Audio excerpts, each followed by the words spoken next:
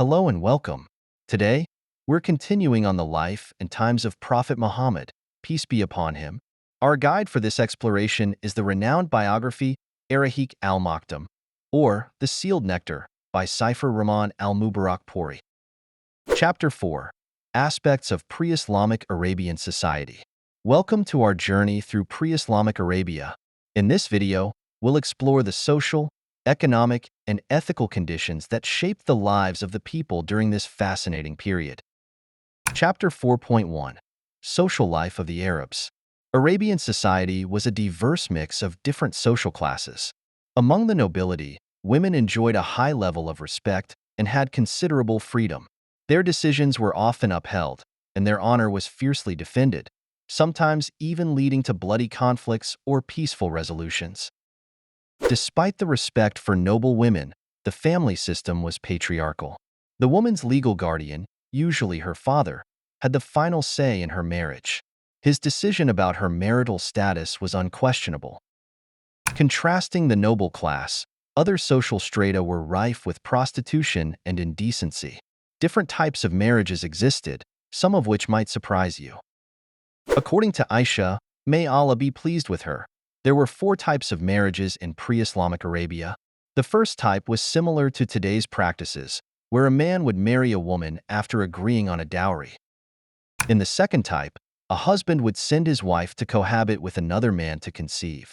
If she became pregnant, her husband would then resume their relationship. The third type involved a group of up to 10 men having sexual relations with a woman. If she gave birth, she would call these men and identify the father, who had to accept the child.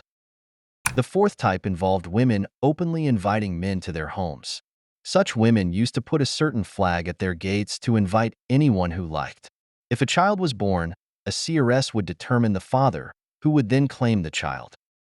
When Prophet Muhammad, peace be upon him, introduced Islam, he abolished all these forms of relationships, establishing a new, dignified system of marriage that respected both men and women.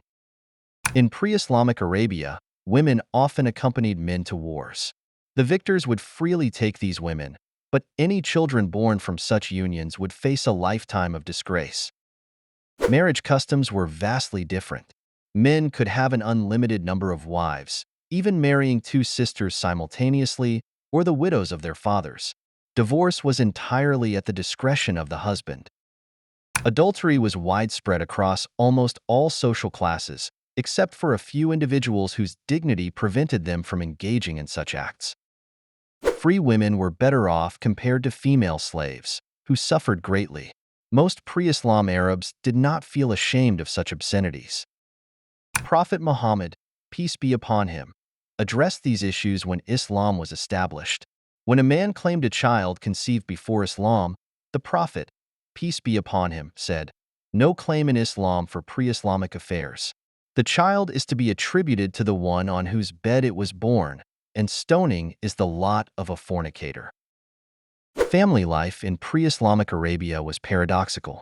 While some Arabs cherished their children, others buried their female infants alive, fearing poverty and shame. However, infanticide wasn't widespread due to the need for male children for protection.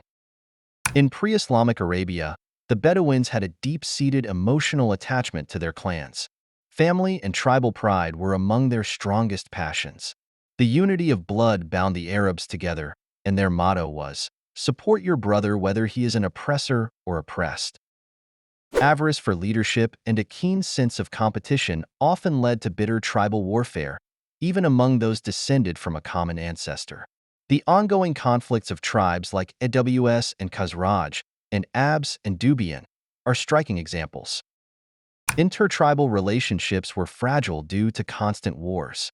However, their deep devotion to religious superstitions and some revered customs helped curb their thirst for blood. Respect for alliances, loyalty, and dependency could also foster a spirit of rapport and prevent unnecessary conflicts.